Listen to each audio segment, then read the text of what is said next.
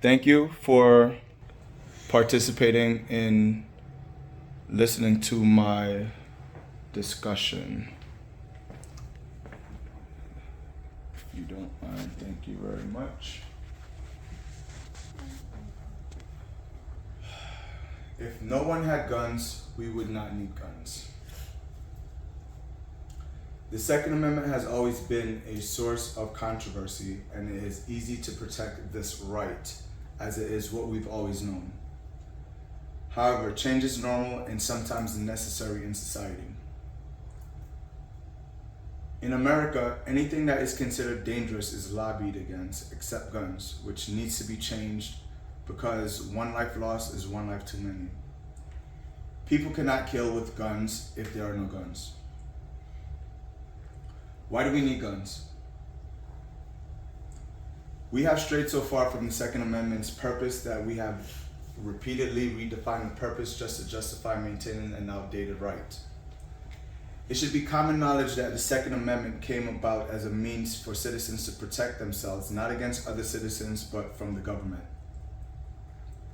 According to heritage.com, people have the right to protect themselves against infringement of their unalienable rights. This unalienable right ensures citizens had a meaningful way to resist. Consider our current nation, the United States. Is it sensible to believe that we can bear arms against local police if we feel our rights have been infringed upon? Since we clearly cannot bear arms against the government, as was the intention of the amendment, and we cannot use them on other citizens, it no longer serves a purpose. It makes no sense to maintain this particular right. This right is and should be obsolete, and as such should be rescinded to protect the lives of humankind. I do not think anyone should have to lose a loved one by way of bullet to understand the severity and implications that come with owning a gun. A life cannot be brought back once lost. Can you imagine there is a saying that it is better to let 10 innocent people go free than lock up one innocent person? In that case, people are still alive, but their freedom is in jeopardy. Meanwhile, your actual life is at stake with the threat of a gun. Stray bullets are lapse in judgment. Many are still fighting for the ability to maintain guns in homes.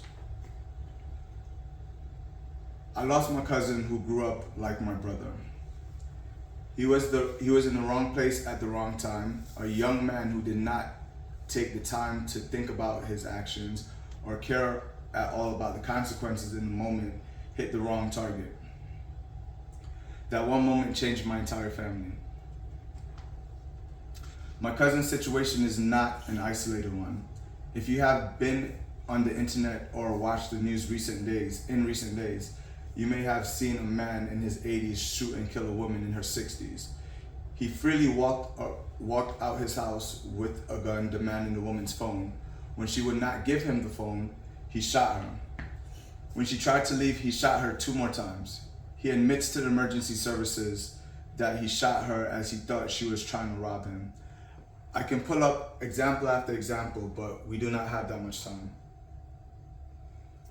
Guns have not been the equalizer supporters claim it has been. When supporters discuss why people should have the right to bear arms, they paint a picture of a little woman protecting herself from a big evil sexual assailant, or a little old lady trying not to get robbed. They make the counterintuitive argument that guns do not kill people, people kill people. Keep in mind that people cannot shoot others without having access to a gun. When you have this device, you are more tempted to use it.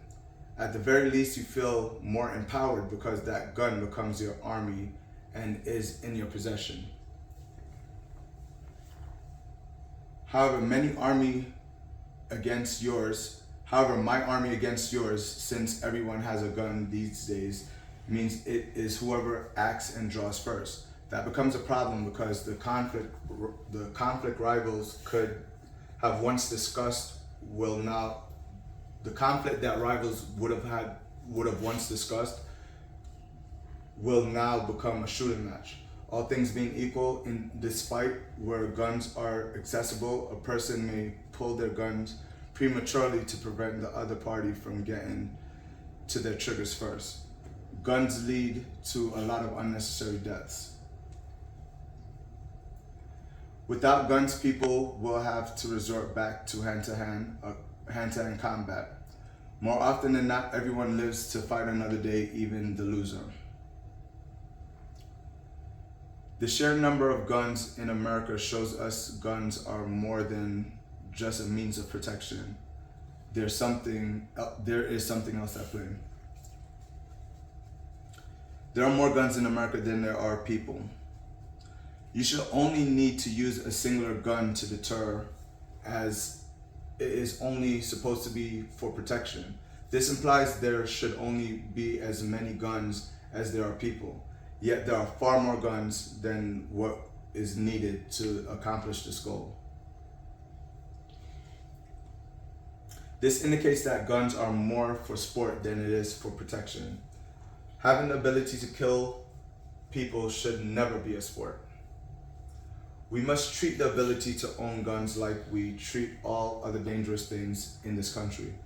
Falling short of this responsibility leaves bloodstains on all future generations, as we are not at war within our borders, with our civil servants who sworn to protect but can also perform their duties with non-lethal weapons.